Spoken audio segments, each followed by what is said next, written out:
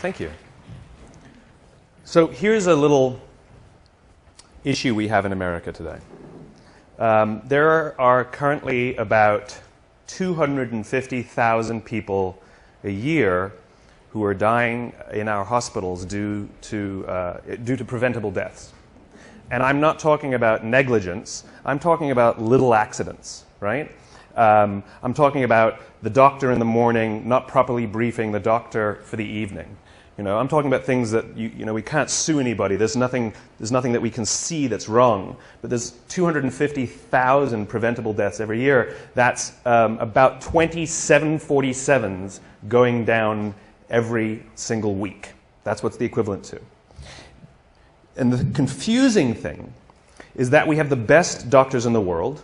We have the most advanced technology in the world. Some of the medical equipment we have is the best in the world. The medicines we have are the best in the world. So you start asking yourselves, why are these things happening? And the reason is not because of any of those things. The reasons are actually something vastly more simple. It's something very, very human. 5% of hospital administrators are doctors. Most of them are number crunchers. Hospitals are run like businesses. Hospitals are run by the numbers. And the problem isn't the people who are giving the care. They're very highly trained. The problem is the way those people are cared for.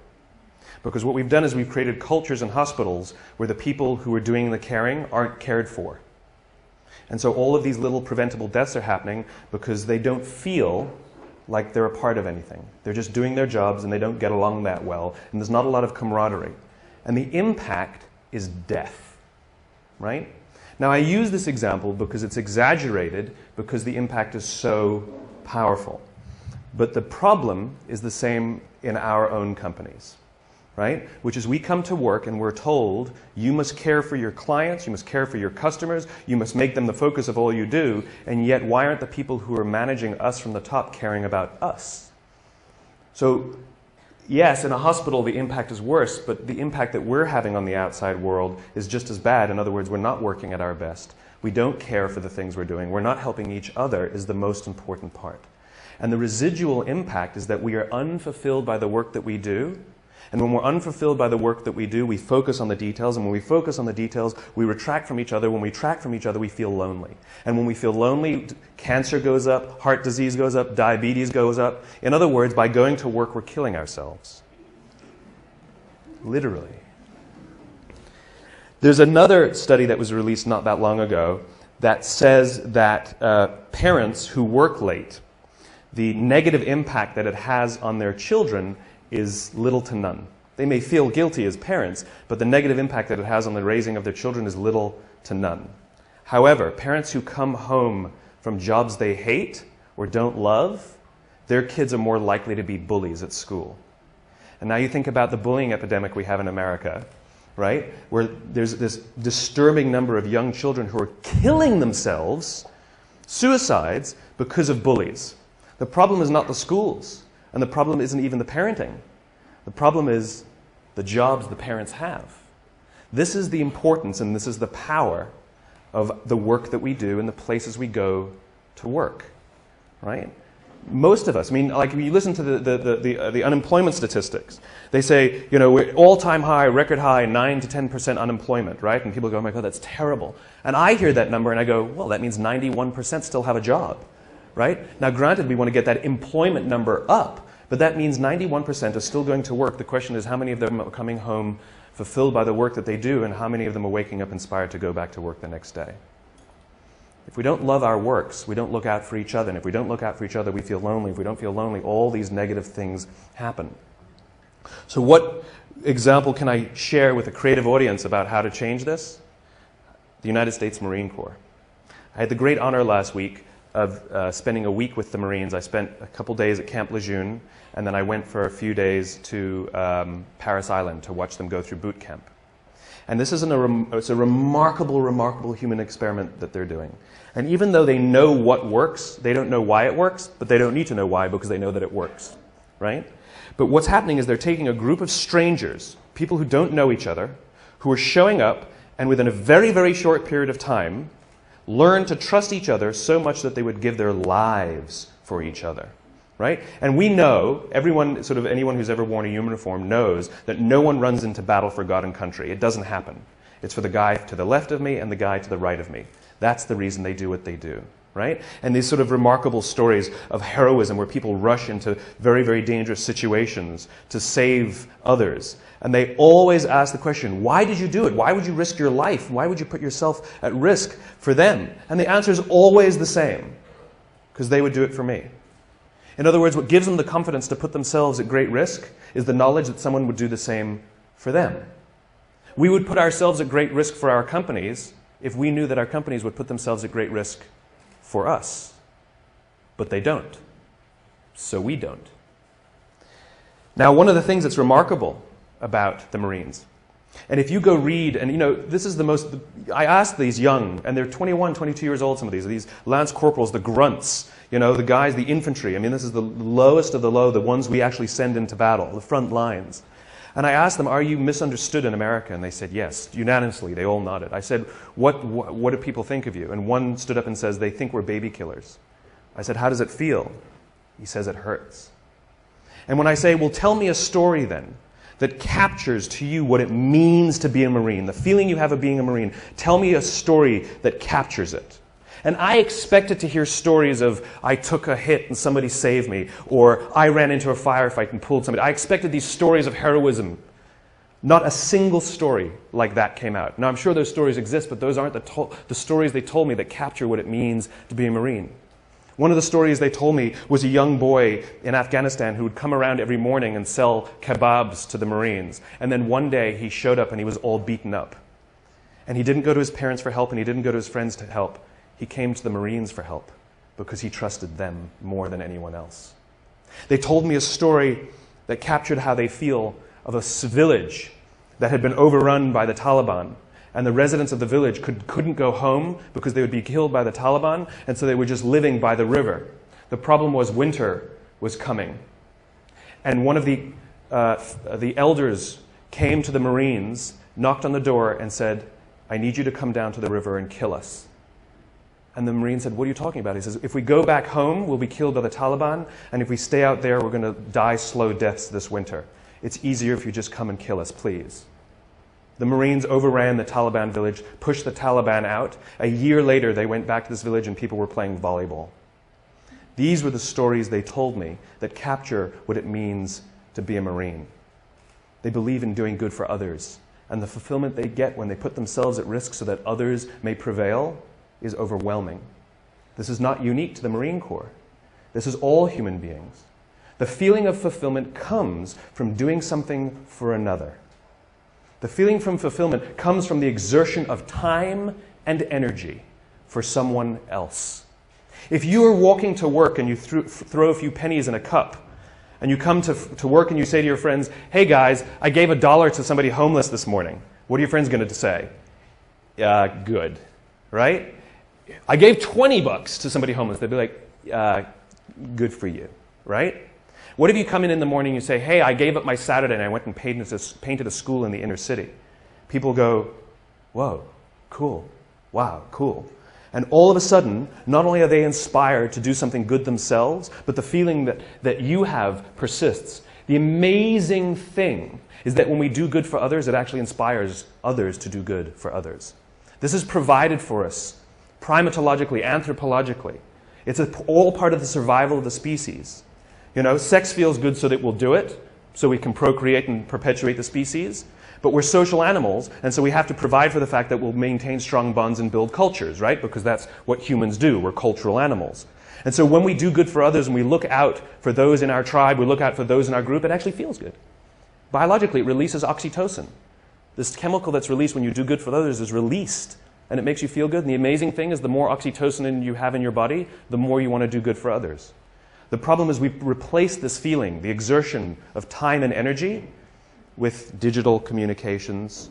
We've replaced it with headphones. We've replaced it with money, right? Think about the invention of money, right?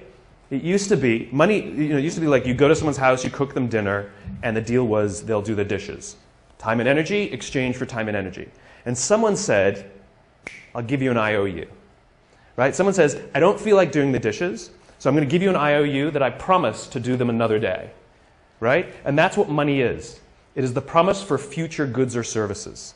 The promise of future goods and services. In other words, we've replaced our own time and energy with promises for someone else to do it another day, right? In other words, there's no exertion of time and energy. And so the feeling people get is that I did something for you and you did nothing for me.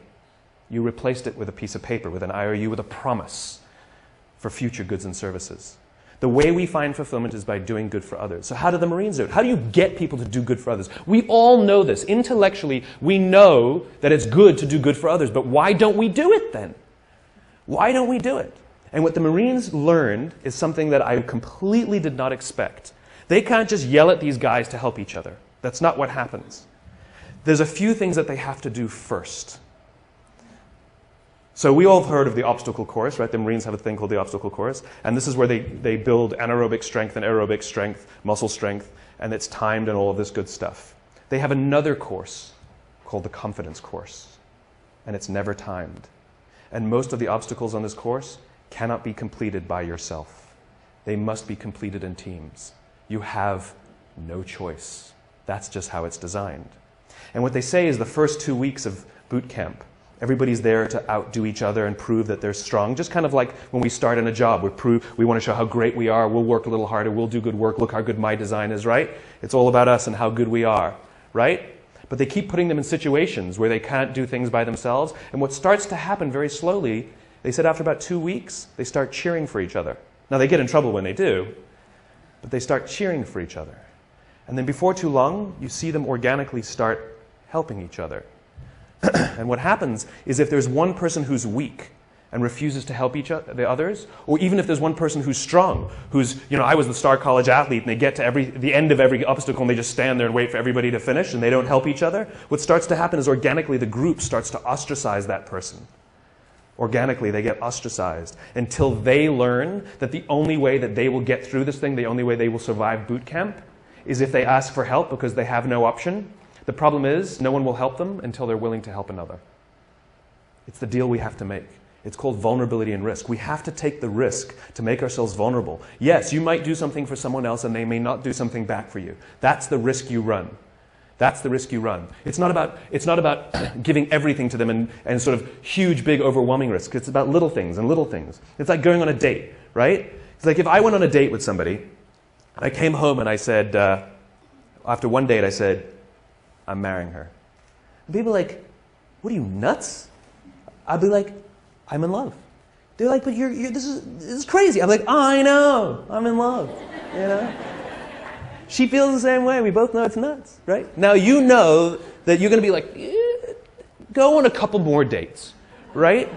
We know instinctively that the strong bond that needs to be created first takes more than a week, right? We know that, right? But if I've been dating somebody for 7 years and we haven't, married, you'd be like, dude, what is wrong, right? In other words, we know that it takes more than 7 days and we know that it takes less than 7 years. The problem is, we don't know how long it takes. It's somewhere in the middle. All human bonds are the same. Like when you show up at work, when you show up for the first time, when you're new, don't expect that people will look out for you and they won't expect you to look out for them in 7 days. It won't happen. But if you've been working at a job for a few years and you don't have the absolute confidence that if you turn your back you will not get stabbed, you can rely on somebody, you can give them something, nothing will go wrong, you will share the credit, no one will throw you under the bus. If you don't have that in a few years, something's wrong. Something's wrong. I don't know how long it takes, but I know that's more than a week, and I know it's less than 7 years. And the Marines fundamentally understand that before anyone is willing to put themselves out for another, they have to have self-confidence. Real self-confidence. You have to be confident in yourself and your own ability before you're willing to help another. If you're insecure at all about your own ability, it's sort of a paradox, right? How can I overcome my confidence, my self-confidence? And we all have ego issues at all times, we all do, right? But if I'm not confident in myself, I won't help another. It's a paradox because then we need someone to look out for us before we're willing to help our peers, right? This is what management is supposed to do. The drill instructors, the school, they are there, our parents, they are there for one reason and one reason only, to help us feel strong and good about ourselves. But look at the way we talk to each other. Look, a budget's been cut. And so what do you get told? I need you guys to do more with less. Right? That's what we're told. Hey guys, I need you guys to do more with less. That's what we're told by our clients, by our bosses, by our parents. This is what we're told, right? That's like your parents telling you when you're young, I know you're stupid, figure it out. Right? You're not as smart as the other kids. What do you want me to do? Right? It's the exact same thing. I need you to do more with less. Right? What we need to be telling people is, I need you to do more with what you have. Right? You have capacity, you have strength, you have talent, you have ability. I need you to do more with what you have. We don't celebrate what we've got. We criticize for what we don't have. This is the responsibility of management, to take us under their wing and help us understand our own value to ourselves. Close your eyes and think back to high school. And think of that one teacher who took you under their wing and cared for you and looked after you and helped you realize that you are capable of more than you thought you were. And you probably are the person you are today in some part because of that person. Right? Do you have that name? What's the name? Tell me the name. Tell me the name of the teacher. Okay, give me the name. Okay, I can point to anybody and you can tell me that name. Now tell me the names of all the other teachers you had that day. Can't remember them, can you? This is the power of those who teach us confidence. We will literally carry their names around with us for the rest of our lives.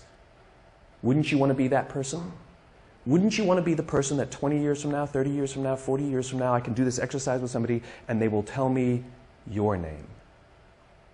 This is the power of helping others realize their own strengths. This is what management and leadership is supposed to be doing. They're supposed to be caring for us and helping us realize our own value. And by the way, if you have anybody who reports to you or works for you, your responsibility is not to make them meet the deadline. Your responsibility is not to make sure that they do as you say. Your responsibility is to make sure that they understand their own strengths, their own value, and that they are way, way more talented than they think they are. And the only way they will learn that is if you put them in situations in which they can fail. And you hold them and you support them and you give them talent and you give them skills and you give them education and you watch their backs, and if they fall over you encourage them to get back up, and if they fall over you encourage them to get back up, and if they fall over you encourage them to get back up until they figure it out themselves. It's called confidence. It's your responsibility to help others find it, and it's others' responsibility to help you find yours. And the amazing thing is, as soon as you start feeling confident in your own ability, you naturally help each other. That's what happens. It's called trust. In the military, they give medals to people who are willing to sacrifice themselves so that others may gain. In business, we are willing to give bonuses to people who will sacrifice others so that we may gain. We have it backwards. And then we complain about how we don't love our jobs, and we complain about how the work is suffering, and we complain about how budgets are being cut, and we complain. And the first thing we do is blame each other and become more selfish and worry about my pay and my benefits and my this. And this is what happens. When we are unfulfilled, we look at the metrics and we say they're not good enough. When we are fulfilled, we don't care about the metrics. This is why when you have a job you love and you get a call that says, I'll offer you tons more money and great benefits, you're like, I'm not interested, I'm not interested, I'm not interested. I'm very happy here. But we'll give you more. That's not the reason I'm here. I'm here because I love it. I'm here because I care for the people I work with, and I'm here because the people I work with care for me. This is the world I imagine. This is the world I imagine. And here's the great thing. If you take little risks, I'm not talking about big things, little things. If you start doing little things for each other, the amazing anthropological response is other people will start doing little things for others too. I was walking down the street 2 days ago, and a guy's backpack was open and a whole bunch of paper fell out as he was walking down the street. And I happened to be behind him, and so my friend and I just we were in mid-conversation, and in mid-conversation, we never even stopped talking. We just bent down, sort of helped him gather his papers, hand them back to him, sort of pointed out that his book bag was, his backpack was unzipped, and he said thanks, and we walked on. It was like no big deal, right? We get to the end of the street, and we stand we're waiting to cross the street. We're still talking, we haven't stopped talking. And the guy in front of us turns to us and says, I saw you help that guy. That was really cool. But here's what's great about that. The guy will go do something for someone else simply because he saw us bend down and pick up paper for someone else. He will actually go do something for someone else because of it. Right? He won't give to charity because he sees me put $1 in a cup. But he will actually help someone because he saw someone also help someone. Little things. Hold a door open for someone. Say thank you to the person who holds the door open for you. Smile to the barista. Little things. Put your foot in the subway when the door is closing so someone who's running will make it. Hit the open at the elevator. Don't go...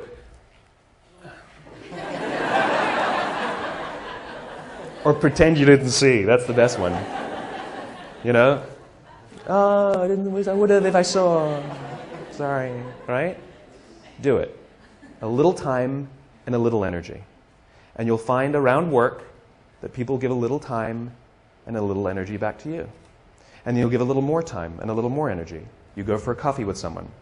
Then you go for a 2-hour coffee. Then you go for a coffee and a lunch. Then you go for a lunch and a dinner. Then you go for a dinner and a movie. And then you sleep over. And then you sleep over 2 nights. And then you go on holiday together. And eventually you get married. Right? It's slow. It takes time. And we can't rush it. If when we rush it, it's all fake. Do things for others and watch how much others do for you. Go get yourself a cup of coffee from the coffee machine in the morning. Make one for someone else. It takes a little extra time. It takes a little extra energy. That's the point. That's the point. And here's the best part. You will feel so good at the end of the day. So good. Thank you very much. Thank you.